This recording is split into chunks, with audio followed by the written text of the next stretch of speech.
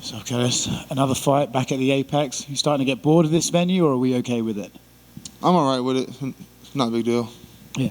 With this fight, right, it's kind of a weird one where you kind of know exactly what you're going to get. A guy who's going to stand there and try and hit you really, really hard.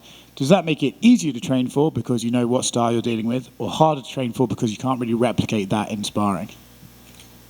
A little bit of both, because yeah, it's hard to replicate the intensity that I'm sure Sergey's going to be bringing, but also a little easier because you're not worrying about a whole bunch of other, him using a bunch of other different offensive attacks. Yeah. It does make it a little easier. Yeah.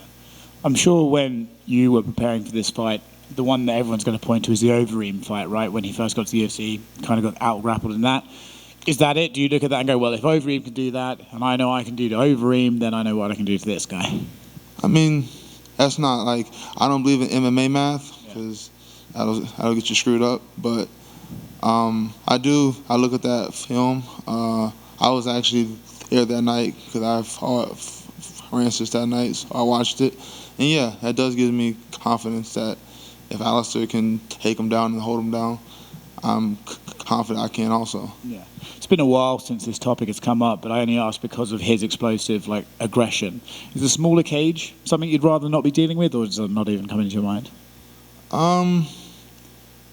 The smaller cage, it does allow for a lot more engagement, but if I'm using my footwork the way I know I can and using my high-lows, I don't believe it's going to be an issue. Do you think his recent success is coming because he's fighting stylistically guys who will stand in front of him and just be there to be hit, if you know what I mean? A little bit. I think, yeah, his past opponents, they've been pretty much stationary, and I'm the opposite. Don't like to be stationary. I like to always be moving, presenting multiple targets, and I think, yeah, his past opponents did the exact opposite and played into the brawling game he wants. Once again, I feel like every time you're right there, something happens in the heavyweight division where someone else comes in and then a fight gets, and you're just sort of pushed back and told to fight again. It looks like John and Stipe will probably happen in November now, which is a while away. And then John seems to sort of be saying, well, if I win that, I'm gone. Does it kind of annoy you that you're like, well, I don't know what I'm working towards yet? No. I know what I'm working towards. I win, I'll wait. I'll wait for a title shot. I don't care who it is. If it's John, if it's Stipe, if they bring in Brock Lesnar, I'll wait. It's funny, right? For years, John's always, they're always looking for the next guy who's going to challenge John, and Cyril was this big, fast mover that what might give him fits, and then he came in and did what he did to Cyril. But now I feel like in that conversation, your name's the one that's coming up, oh, well, he hasn't fought, a younger, more explosive wrestler. Do you believe you have the style to give John the problem? Yes, I do. I mean, the wrestling I present, it's a problem. And if you don't think so, then you don't really understand MMA. The ability for me to take the fight from on the feet to the ground when I want to puts more mental pressure on my opponents. They have to think about it. Even if I don't actually shoot, it's an option. And it's something for you to think about. And I use that. And I think I can use that against John. What's your relationship like with him, if you even have one? I don't really have one. I mean, last year I was asked about a potential matchup between him and Stipe, and it was a smaller interview, and I gave my answer. I was like, I picked Stipe because he's shown me he's had multiple 5-round heavyweight fights, and I haven't seen that of John. And I guess John's seen that, and he kind of popped off on me on Twitter, but that's about it. That's the only engagement.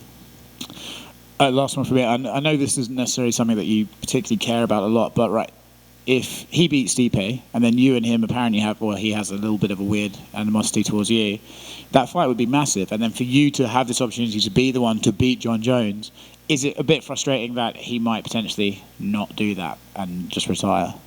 No, I mean, I'm not in this for glory. A lot of that's not what wakes me up and gets me working out in the morning. I'm here for money, and I know if I have the belt, I get more money. So whoever I have to fight to get the belt, I really don't care who it is. It would help obviously if it was John, 'cause that helps my legacy, but it's not the end all be all for me.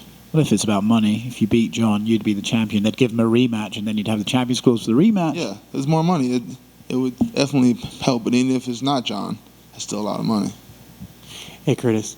What were your thoughts on John Jones versus Cyril Gane? Like, did you think it would go as easy as it was, or like, you know? No, I mean, I knew that he had the option to take him down whenever he wanted to. It was just a question of whether or not he had ego. If he had ego, he would have tried to stand and like knock him out on the feet. He didn't have ego. He went for the takedown immediately and was able to get the guillotine. I'm not really shocked because we had already seen Cyril Gane didn't know how to wrestle. I don't think he ever. A lot of guys in the UFC come in and they have their skill. This is what I'm good at, and that skill is what got him here, and they don't really add on. I think he's one of those guys. He believes in his hands. He's like, I don't have to wrestle. So I don't think he's ever going to know how to wrestle. So. Is that something like, you know, with Cyril Gane, obviously, you know, if he's not going to learn to wrestle, he's going to be in big trouble in the heavyweight division, obviously. But like, do you think it was part of that? Do you think like the lights and everything got to him, or do you think it was just he does not know how to wrestle? I don't think it was the lights. He had an interim title fight, right? So yeah, I don't think it was the lights. I think he doesn't know how to wrestle. Like when he got in that position, he didn't fight the hands. That's the first thing you do is fight the hands. He didn't, so you knew right there he doesn't know what he's doing. Have you been impressed with Sergey's run so far? You know, with him knocking out Derek and knocking out Ty, and all, like, or do you think it's been a perfect matchup for him, or if these guys don't want to stand up with him, and that's what he does? I mean, it is impressive regardless of the matchups. Every time you step in the octagon at heavyweight, you could lose. It's not really a skill-based division. It's just who hits first. So for him to rack up the wins, impressive. And also I think it does help that he's been fighting against guys who, like I said earlier, they're stationary. They don't move, and they're willing to bang with them.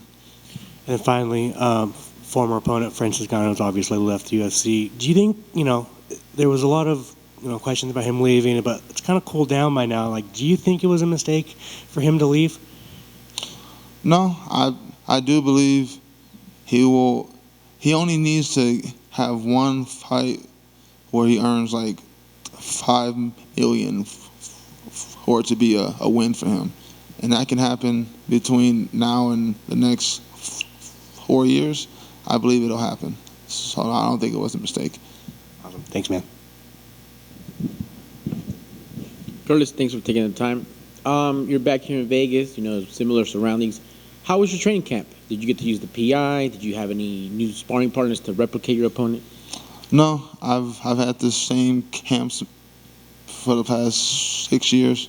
I believe in the philosophy, if it's not broke, don't fix it. And no, I haven't used the PI. I live in Colorado, and I don't think it's worth the fight out here. So. That Colorado gets you that higher elevation, there's stronger lungs, bigger gas tank, awesome. And last for me, how was that weight cut, if any, the training camp, good, healthy sparring, everything good leading to the big night? It was a great camp, and I really don't have a weight cut. It just happens on its own. Excellent, sir. Good luck on Saturday. Thank you. Hey, Curtis. Your opponent already served as a backup fighter for John Jones and Cyril. Would you serve as a backup fight for Stipe and John? Would that be something you'd be interested in? Yeah, why not? That's an easy, yeah. Were you a little upset that they didn't ask you for that last one, or did they ask you? No, I wasn't asked, and no, I wasn't upset. Thank you.